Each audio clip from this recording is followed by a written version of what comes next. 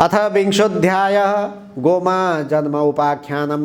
हे अगस्त्य मुनि, अर्को मङ्गलबारको बिहान पूजा प्रार्थना सकिएपछि सिद्धिविनायकको मूर्ति बन्न थाल्यो। हे शिवभट्ट ब्राह्मण, अघि कुनै समयमा गन्धर्वलोकमा सुख सङ्गीति नामको गन्धर्व थियो। त्यसकी प्रमोदिनी नामकी छोरी थिई। त्यस्तै सुशील गन्धर्वकी सुशीला अनि स्वरवेदीकी सुस्वरा तथा चन्द्रकान्तकी सुतारा एवं सुप्रभकी चन्द्रिका नामका छोरी थिए। ती गन्धर्व कन्या अप्सराहरूको यिनै शुभ नाम थिए। फेरि ती सबै पाँचै कुमारीहरू उमेरमा पनि बराबरीका थिए। मानौ ती चन्द्रमाबाट निस्किएका चाँदनी जस्तै प्रकाशमान थिए। ती पाँचै चन्द्रमा जस्तै मुख भएका, अति राम्रो केश भएका थिए र चन्द्रमाको अमृत रूपी रस भरिएका जस्ता उनका ओठ थिए। जसरी चन्द्रमाको चाँदनी सेता कमलहरूमा प्रफुल्लता सञ्चार गर्दछ, त्यस्तै गरी उनको दर्शनले हेर्नेका आँखाहरूमा आनन्दको सञ्चार हुन्थ्यो। मानौ उनीहरू सुन्दरताको डल्लोबाटै पैदा भएका जस्ता अति राम्रो रूप भएका हेरिरहौँ जस्ता थिए। उनका कुचकुम्भ गोल गोल र उठेका ठाडा थिए। मानौ ती वैशाख महिनामा कमल जस्तै लाग्दथे। नयाँ पालुवाहरूले शोभिएको लहरो झै नयाँ यौवन चल्किएर अत्यन्तै सुन्दर थिए।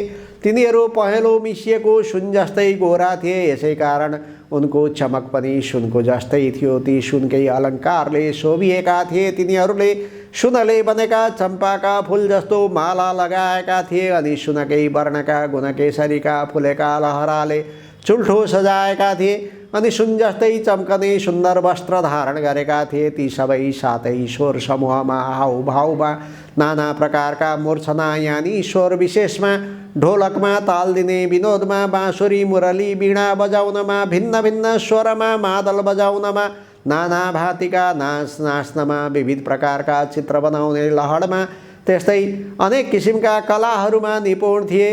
त्यस्ता प्रकारका ती कन्याहरू कुनै बेला वन क्रीडामा मुग्ध थिए। ती कन्या आफ्ना पिताहरूले पालिएका भएर पनि कुबेरका बगैँचाहरूमा डुलफिर गर्थे। यस्तैमा एका समयमा लहरले नै ती पाँचै कन्या मिलेर वैशाख महिनामा एउटा वनबाट अर्को वनमा जाँदै पारिजातका फुलहरू टिप्ने बटुल्ने गर्थे।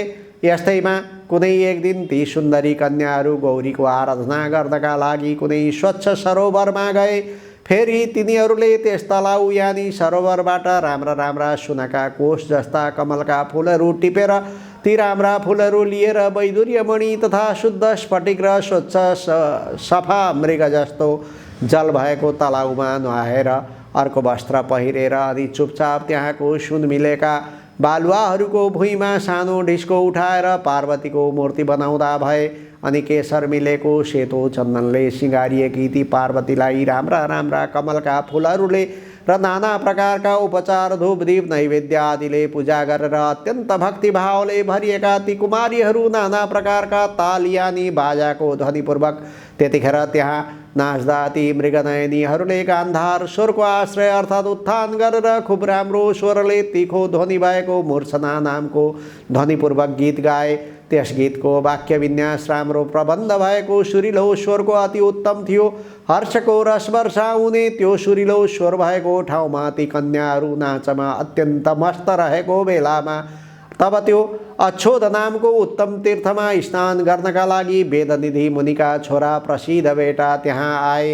उनको रूपले रूपको सीमालाई नागेको थियो। उनको मुखमण्डल अत्यन्त राम्रो थियो। उनका आँखा कमलका फुलको पात जस्ता विस्तृत थिए। उनी युवा अवस्थाका थिए। उनको छाती चौडा थियो। उनका हात लामा लामा अति सुन्दर थिए।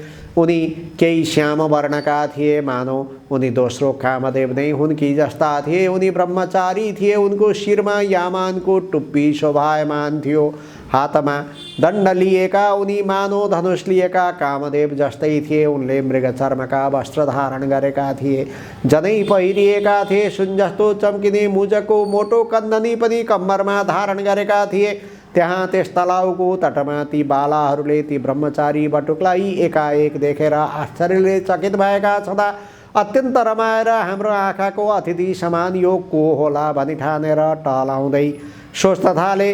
अनि ती बालाहरूले आफ्नो नाचगान छाडेर तिनलाई एकटकले हेर्दा हेर्दै व्याधाले हरिणीहरूलाई बाणले बेधे झैँ। अनि ती बालाहरूले आफ्नो नाचगान छोडेर तिनीलाई एकटकले हेर्दा हेर्दै ब्याधाले हरिणीहरूलाई बाणले बेधे झैँ तिनीहरू पनि कामका बाणले बेधिए। उनलाई देखेर लट्ठ भएका ती पाँचैवटी कन्या ती जवान ब्राह्मण कामदेवको हुन् कि भन्ने भ्रममा परे र हडबडाउँदै हेर हेर यस्तो भन्न लागे।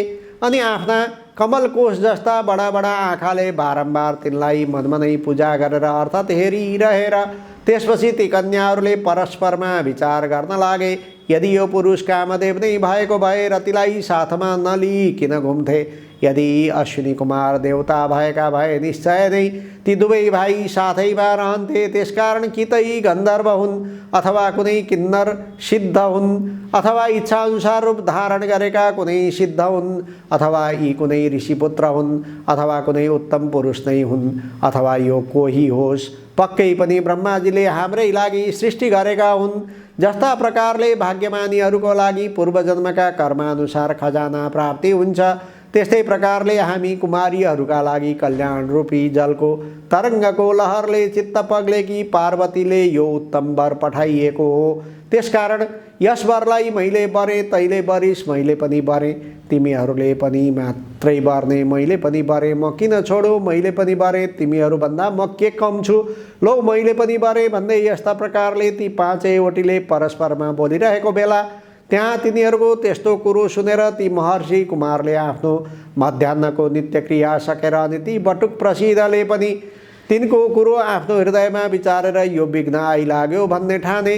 किनकि ब्रह्मा विष्णु महादेव आदि देवताहरू पहिलेका जो सिद्ध मुनिहरू अनि ती योगबल भएका योगीहरू पनि अबला युवतीहरूको त्यो अद्भुत लीलाद्वारा मोहित गरिसकेका छन्। धनुषधारी कामदेवले आँखी भुइँ रूप बलियो धनुबाट छाडेका युवतीहरूको नेत्ररूपी तिखा बाणले हानिएपछि कसको मनरूपी मृग चल्दैन र ढल्दैन र नीतिपूर्वकको धैर्य तबसम्म मात्रै रहन सक्छ, तबसम्म मात्रै जनताको भय भइरहन्छ, तबसम्म मात्रै चित्त अत्यन्त दृढ रहन्छ, तबसम्म मात्रै कुलको ख्याल रहन्छ, तबसम्म नै तपको तुजुक रहन्छ, तबसम्म मात्रै मनुष्यले यम नियम आदिको पालन गर्न सक्छ, जबसम्म अत्यन्त नशिला ती वनिता युवतीहरूको कर्के हेराइ रूपी बाणले मनुष्य मोहमा पर्दैन अर्थात् बेहोसिँदैन।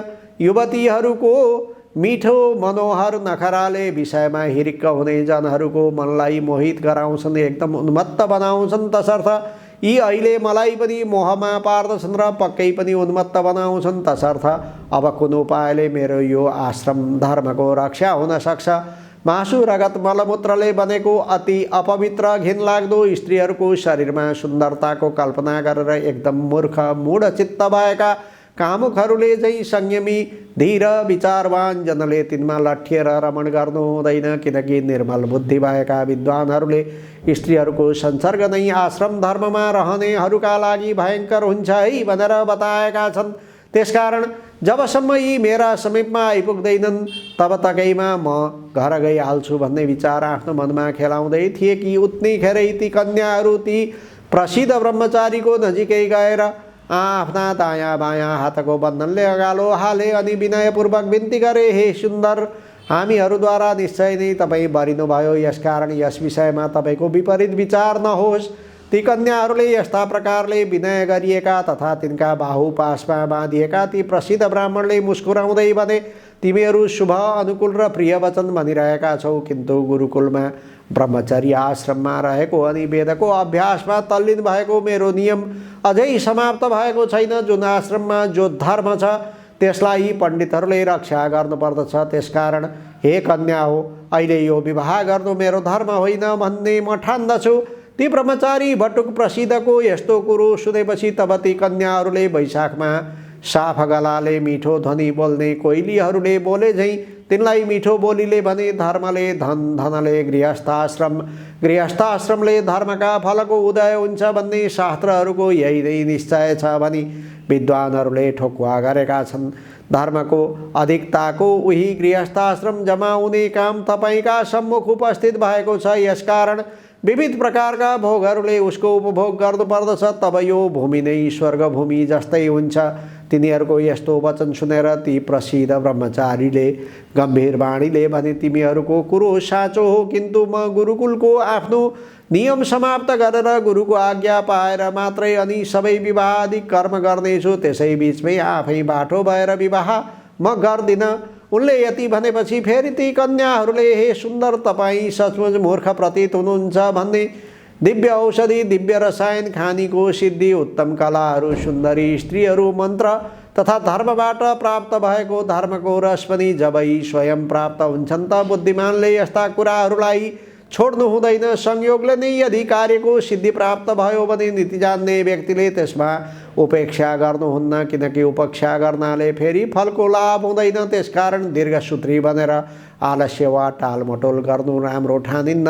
गाढा प्रेम गर्नेवाला, निर्मल कुलमा जन्म लिएका, स्नेहले चित्त पग्लिएका, बोलीचाली र चालचलन राम्रो भएका, स्वयं वरण गर्न तम्सिएका, राम्रा अनि रूपले धप्प बलेका कुमारी कन्याहरूलाई त यस ब्रह्माण्डमा भाग्यशाली मनुष्यहरूले मात्र प्राप्त गर्दछन्, अरूले पाउन सक्दैनन्। विचार्नुहोस् त, कहाँ हामी अति सुन्दरीहरू, कहाँ तपाईँ तपसी बटुक अर्थात् तपाईँमा र हामीमा परस्परमा ठुलो फरक छ।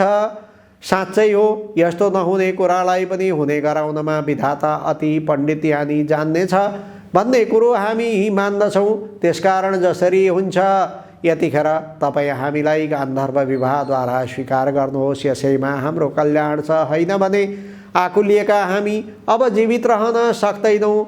तब तिनीहरूको यस्तो कुरा सुनेका धर्म जान्नेहरूमा श्रेष्ठ ती प्रसिद्ध ब्राह्मणले भने, हे मृगनयनी हो, धर्म नै धन भएका मनुष्यहरूले धर्मलाई कसरी त्याग्ने?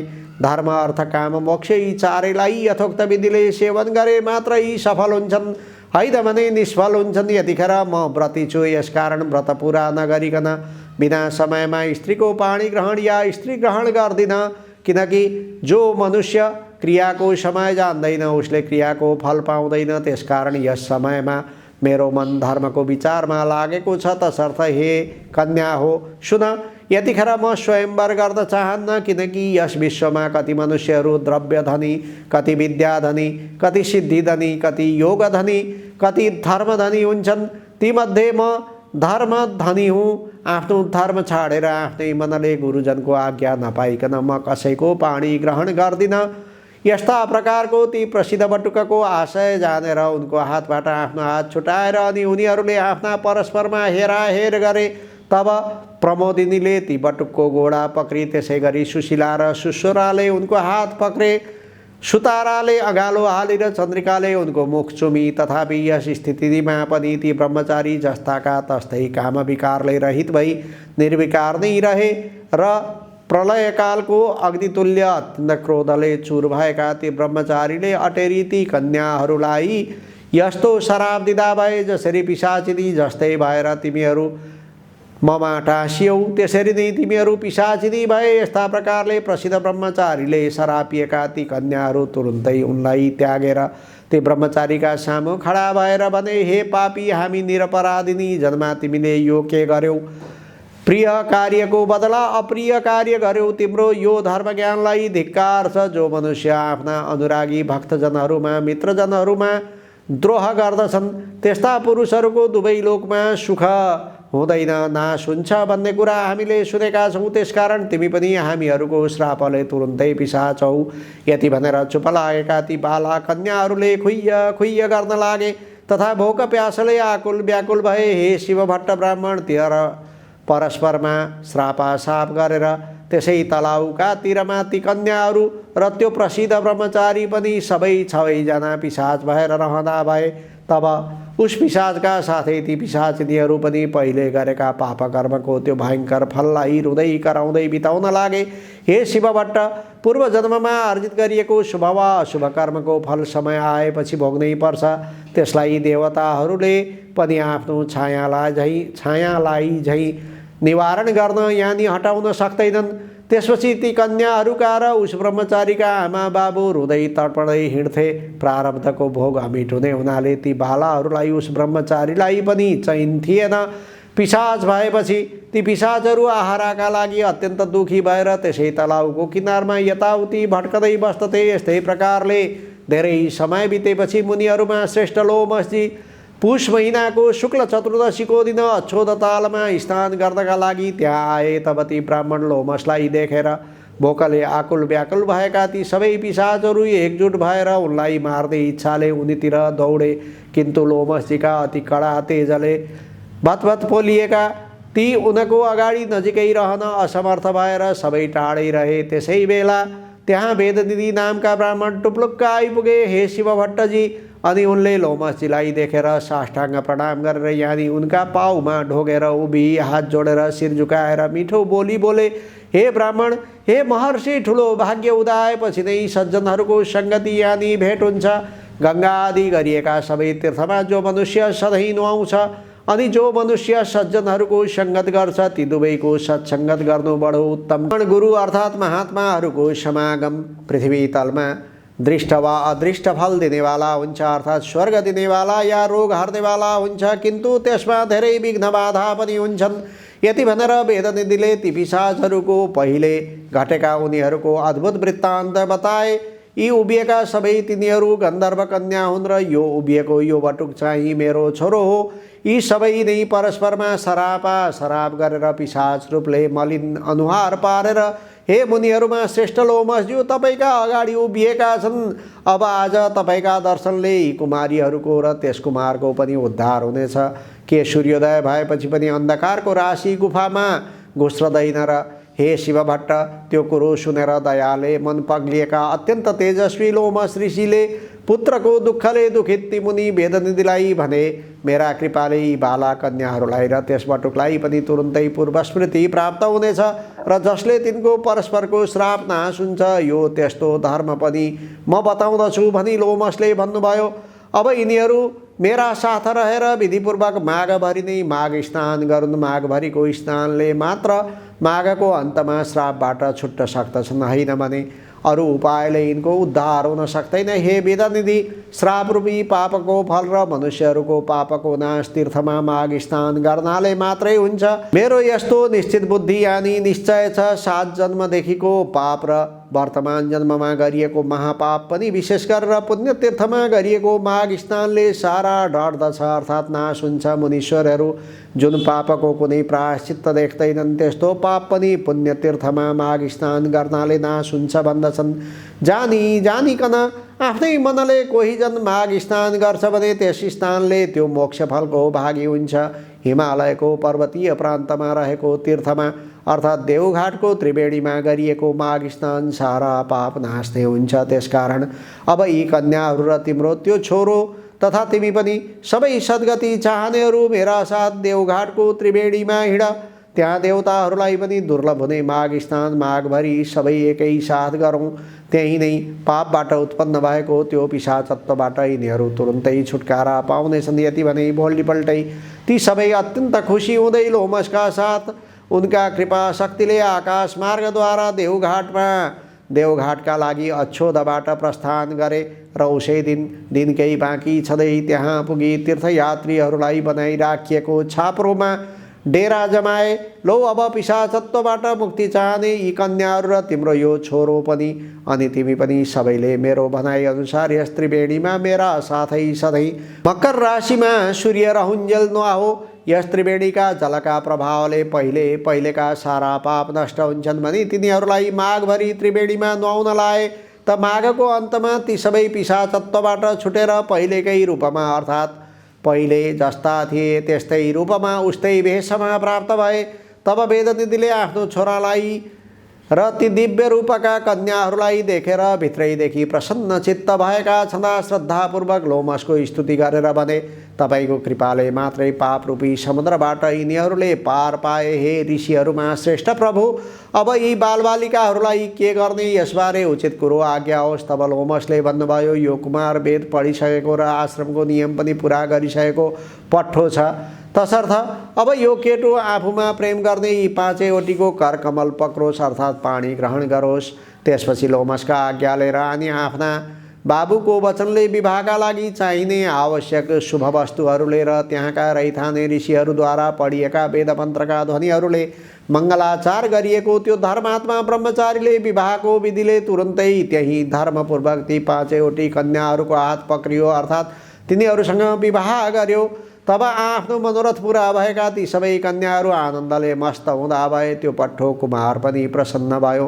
त्यसपछि ती वरवधुलाई गार्हस्थ्य धर्मको शिक्षा र परस्परमा सरापका कारणले मात्रै प्राप्त भएको त्यो संयोगको फल र मेरा आशीर्वादले प्राप्त भएको सारा ऐश्वर्य प्राप्त गर्यो। अनि त्यस्तै रूप रङ उमेरमै रहेर यस्तै हेरिरहेको यस पतिका साथ आउने प्रलयकालसम्म रहिरहे भन्ने आशीर्वाद दिएर हिँड्न लाग्दा ती वरवधुहरूद्वारा र वेदनिधिले श्रद्धा भक्तिपूर्वक नमस्कार प्रणाम ढोक गरिएका ती लोमस ऋषि पनि देवताहरूले निवास गरिएको मेरु पर्वततर्फ आफ्नो आश्रममा जाँदा भए। अनि वेदनिधि पनि पाँचवटी बुहारी र छोरालाई अघि लगाएर हर्षित हुँदै कुबेरको नगरी अलकापुरीमा गए। विवाह भएको 7 वर्षसम्म पनि ती परिहरूमा सन्तान नभएकाले तब फेरि अक्षोदमा मकर स्नान गर्न आएका लोमस ऋषि भाटौँ ती 5 परिहरू पतिसहित गएर उनलाई ढोगी आफ्नो दुःख हवाल बिन्ती चढाए। त लोमस ऋषिले उनीहरूलाई भन्नुभयो, सन्तानका लागि अब तिमीहरू सबैले पतिका साथै यसै अक्षोदमा लगालग 3वटा माघमा मकर स्नान विधिपूर्वक गर्नुपर्छ, अनि मात्रै तिमीहरूलाई सन्तान हुनेछन्। लोमसका आज्ञा अनुसार उनले बताए। बमोजिम मुनिहरूले 3वटा मकर स्नान गरेपछि तिनले छोराछोरी पाए। तसर्थ हे शिवभट्ट ब्राह्मण, तिमी पनि यो देवघाटको त्रिवेणीमा विधि नियमपूर्वक पत्नीसहित भई लगालग 3वटा माघभरि मकर स्नान गर, त तिमीलाई पनि म आकाशमा सूर्य चन्द्र रहन्जेल नाउँ चलिरहने सन्तान दिनेछु। यति भनी सिद्धिविनायक चुप लागे। हे अगस्त्य मुनि, तब सिद्धिविनायकले बताए। बमोजिम शिवभट्टले विधि विधान सहित मकर राशिमा सूर्य सरेको दिन माघे सङ्क्रान्तिदेखि माघ वसान्तसम्म नियममा रहेर 3वटा माघ स्नान पुरा गरे। देवघाटमा माघ स्नान गर्दा प्रत्येक माघका 30 दिनसम्म नै दिनहुँ कुनै न कुनै वस्तु दान गर्ने गर्थे। माघको पहिलो दिन माघे सङ्क्रान्तिमा बिहानै त्रिवेणीमा नुहाई धुवाई घर आई तिलका झिक्राले जिउ सेकाई ब्राह्मण दम्पति बोलाई तिनलाई तिलका लड्डु भुटेको तिलमा सक्खर घिउ हाली मुछी मुकुर्याएको तिल बुङ्ग्रोमा पोलेको वा आगो माथिको पानीमा उसिनेको तरुलका टुक्रा त्यस्तै सखरखण्ड सुथुनी आलु पिडालु एवं बोहतामा भरी घिउ तथा सक्खरका डल्ला अनि ती दम्पतिलाई नै खिचडी खान प्रशस्त पुग्ने गरी 1 माना वा बेसी नै मसिना नयाँ चामल त्यस्तै नै दलेको माउको खोस्टे दाल 1 माना वा बेसी नै मसिना नयाँ चामल त्यति नै दलेको मासको खोस्टे दाल त्यस खिचडीमा हाल्न चामलको आधा नापको घिउ अनि अरू तरकारी अचारका लागि चाहिने सरसामानले टन्न भएको सिधा र लाउने तयारी उनी कुनै लुगा वा ओढ्ना वा सुती धोती उपर्ना आदि दान दिन्थे। गरिब गुरुबारलाई पनि तिलका लड्डु र गुडका डल्ला बाँडिदिन्थे। आशाले आउनेहरूको पनि पोल्टो भरिदिन्थे। अनि अरू प्रत्येक दिन चाहिँ दाउरा कम्बल वस्त्र लुगा जुत्ता घिउ तेल डस्ना तकिया दोलाई पाखी अन्न सुन कमण्डलु अखण्ड दीप तथा कङ्गालहरूलाई भोजन लुगा फाटा भरभराउँदा मक्कल तातो दुध हलुवा पुरी तयारी खिचडी जुलेबी एवं जाडोले थुरथुराइरहेका कङ्गालहरूलाई कम्बल र खाना आदि गुप्तदान अनि चटाई गुन्द्री बर्का काने टोपी तयारी लाउने लुगाहरूमध्ये कुनै न कुनै एउटा चिज बाहुनहरूलाई दान दिने गर्दथे र गरिबहरूलाई पनि बाँडिदिने गर्थे। यसै गरी 3वटा माघ भरिभरि मकर स्नान गरेपछि लगत्तै आउँदो मङ्गलबार सिद्धिविनायकको पूजा गर्न गएका शिवभट्ट दम्पतिले पूजा गरिसकेपछि सन्तान प्राप्तिका लागि प्रभुको आज्ञा अनुसार 3वटा मकर स्नान विधिपूर्वक प्रभुको करार अनुसार सन्तान दिनुहोस् भन्ने प्रार्थना गरिरहेका ती भक्त शिवभट्ट दम्पतिलाई सिद्धिविनायकले भन्नुभयो, हे शिवभट्ट दम्पति, आजको 8औं दिनमा बिहानै आई यसै गरी मेरो पूजा गर्नु र उसै बेला एउटी गाई आएर तिम्रो मुख हेरिरहने छिन्। तिमीले पनि गाईको मुख हेरेर पूजा गर्नु अनि गाईले गोब्र्याउनेछन्। त्यो गोबर भूमिमा खस्न नपाउँदै हातमा थापी घर लैजानु र तसलामा राखी माथिबाट तसलेले छोपिदिनु। 4 दिनपछि हेर्नु कन्या उत्पन्न भइरहेकी हुने छिन्। छोरो भने तिमीले पूर्व जन्ममा राखेका छैनौ। यति विनायकको आज्ञा सुनि शिवभट्ट ब्राह्मण र सती ब्राह्मणी सिद्धिविनायकलाई दण्डवत प्रणाम गरी घर फिरे। उता सिद्धिविनायक पनि अन्तर्धान हुनुभयो। त्यसको 8 दिनपछि मङ्गलबार बिहानै समस्त पूजा सामग्री लिई दुवै स्त्री पुरुष सिद्धिविनायकको मन्दिरमा गई पूजा गर्न लाग्दा एउटी गाई आएर हेरिरहन्। अनि शिवभट्टले सिद्धिविनायकको पूजा सकेर गाईको पनि पूजा गरे। तब गाईले गोब्र्याइन् र शिवभट्टले त्यो गोबर भूमिमा खस्न नपाउँदै हातमा थापेर सिद्धिविनायकलाई दण्डवत प्रणाम गरी सानन्द घर आए। अनि त्यो गोबर तसलामा राखी माथिबाट तसलैले छोपिदिए। 4 दिन भयो र माथिको तसला झिकी हेर्दा कन्या उत्पन्न भइरहेकी देखे। कस्ती कन्या भने मध्याह्नकालमा सूर्य जस्तो तेज भएकी, पूर्णचन्द्र जस्तै मुखमण्डल भएकी, बासुकी नाग झै हात पाउ भएकी र बाघको जस्तै कम्बर भएकी, सावित्रीका जस्तै पैताला भएकी त्यस्तै परम सुन्दरी कन्या देखेर शिवभट्ट र सती अत्यन्त हर्षित भई तसलाबाट झिकेर निदान गरी राम्रो सुरक्षा गरी पाले। त्यस बालिकालाई खान दुध भएन र फेरि सिद्धिविनायकको मन्दिरमा गएर पूजा गरे। अनि गणनाथ प्रसन्न भई, हे शिवभट्ट ब्राह्मण, हे सती ब्राह्मणी, के भन्ने इच्छा छ भन। यस्तो आज्ञा भएको सुनि शिवभट्ट बिन्ती गर्दछन्, हे गणनाथ, हजुरको कृपाले सन्तान पाएँ, तर त्यस बालिकालाई खान दुध भएन र त्यही बिन्ती गर्न आएकी हो। यति सुनेर त्यस बालिकालाई दुध दिए जाऊ भनेर सिद्धिविनायक अन्तर्धान हुनुभयो। अनि सतीले आफ्ना स्तन निचोरी हेर्दा दुध आयो र त्यस बालिकालाई खान दिई बढाइन्। जस्तै सीताजी उत्पन्न हुँदा राजा जनकलाई आनन्द भएथ्यो, त्यस्तै ती बालिका उत्पन्न हुनाले शिवभट्ट र सतीलाई आनन्द भयो। त्यसपछि योग्य ब्राह्मणहरू डाकी नामकरण संस्कार गराए। ती ब्राह्मणहरूले भने, हे शिवभट्ट, गाईको गोबरबाट उत्पन्न भएकी हुनाले यी बालिकाको नाम गोमा भयो।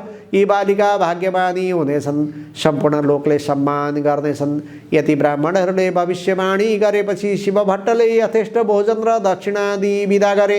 आगन्तुक सबै ब्राह्मणहरू आफ्ना आश्रममा गए। त्यसपछि ती गोमा नामकी कन्या शुक्ल पक्षका चन्द्रमा झै प्रतिदिन बढेर 5 वर्षकी भइन्। अनि शिवभट्ट ब्राह्मण र सती ब्राह्मणीले एक दिन कन्यालाई भने, हे पुत्री, हामी गङ्गा स्नान गरेर आउँछौँ, तिमी पूजाको निम्ति अक्षता केलाइराखे भनी हराएर दुवै दम्पति नित्य गङ्गा स्नान गरेर हरिहरको पूजा गरी सुवर्णादि नाना द्रव्य दान गरेर आउँथे। यही क्रमले दान गर्दा गर्दा अमरावती थर्क्यो र देवराज डराई समस्त देवता साथमा लिई कैलाशमा श्री महादेव कहाँ गएर बिन्ती गरे, हे ईश्वर, मर्त्यमण्डलको हिमालयको पर्वत श्रृङ्खलाको दक्षिणी भागमा एउटा ब्रह्मपुर भन्ने नगर छ। त्यहाँ शिवभट्ट नामका ब्राह्मण र सती नामकी तिनकी पतिव्रता स्त्री छन्। ती दुवै स्त्री पुरुषले हजुरका पुत्र सिद्धिविनायकको सेवा गरेर सिद्धिविनायक खुसी भई असङ्ख्य सम्पत्ति दिए। ती शिवभट्टले सम्पत्ति पाएपछि नित्य गङ्गा स्नान गरेर हरिहरको पूजा गरी सुवर्णादि नाना द्रव्य दान गर्नाले अमरावती स्वर्गलोक थर्कियो। हे शम्भो, म अरू पनि बिन्ती गर्दछु, ती शिवभट्टले सम्पत्ति पाएपछि सन्तान भएनन्, फेरि ती सिद्धिविनायकको सेवा गरे। तब सिद्धि गणेशजी खुसी भएर सकल लक्षणले युक्त भएकी परम सुन्दरी एउटी कन्या पनि वरदान दिए। हे प्रभु, हामीहरूको रक्षा गरिबक्सियोस्, हजुरले रक्षा नगरे अमरावतीबाट हामीले च्युत हुनुपर्नेछ। यदि इन्द्रको प्रार्थना सुनि महादेव आज्ञा गर्नुहुन्छ, हे देवेन्द्र, न डराऊ, म रक्षा गर्नेछु, अब सबै अमरावती जाओ। शिवजीको यस्तो आज्ञा सुनि उहाँलाई दण्डवत प्रणाम गरी सूर्यराज इन्द्र अमरावती फर्के। त्यसपछि महादेवले भिक्षुक रूप धारण गरी देवताको रक्षाका निमित्त जटाको मुकुट बनाई बायाँ हातमा त्रिशूल र दाहिना हातमा डमरू लिई भस्मलेपन गरी शिवभट्ट ब्राह्मणको घर पुगी भिक्षा माग्नुभयो। गोमा आफ्ना पिताजीको पूजाका लागि अक्षता केलाइरहेकी थिइन्। निकै बेरपछि, हे भिक्षुक, मेरा मातापिता गङ्गा स्नान गर्न गएका छन्, म अक्षता केलाउँदैछु, एकैछिन पर्ख, भिक्षा दिने अरू कोही छैनन्, यति भनेर पर्खाइराखिन्। अनि अक्षता केलाइसकेर भिक्षा लिई भिक्षुक रूप श्री महादेव छेउ आई। हे भिक्षुक, मेरा मातापिता घरमा छैनन्, म अक्षता केलाउँदै थिएँ, त्यसै कारण विलम्ब भयो, दुःख नमान, भिक्षा ल्याऊ भनिन्। गोमाको यति कुरा सुने भिक्षु रूप महादेव भन्नुहुन्छ, हे कन्ये, हे ब्राह्मणी, यतिका बेर पर्खाई बल्ल अब भिक्षा दिन आइस्, म त्यो भिक्षा लिन्न। दिने भए तेरा बाबाले पूजा गर्न खेलाइराखेको अक्षता दे। यति भिक्षुक रूप महादेवको वचन सुनि गोमाले लिने भए भिक्षा ल्याऊ, नलिने भए अक्षता त म दिने होइन भनिन्। गोमाको यस्तो वचन सुनेर रिसाएका महादेवले, हे पापिनी ब्राह्मणी, तैले अहङ्कार गरेर मलाई भिक्षा दिइनस्, अत तँलाई श्राप दिनेछु। त 7 वर्षकी हुँदा 70 वर्षको बुढोसित तेरो विवाह होस्। फेरि तेरा माता पिताले महाकष्ट सही सिद्धिविनायकको सेवा गरेर पाएको सबै सम्पत्ति पनि नाश होस्। फेरि तँलाई पनि अनेक थरीका दुःख आइपरुन्। फेरि तेरा माता पिता पनि चाँडै नै मरिजाउन्। यति चार थोक तँलाई मैले श्राप दिएँ, यति भनी त्यो भिक्षा पनि नली। त्यहाँबाट अन्तर्धान भई कैलाशमा पुग्दा भए।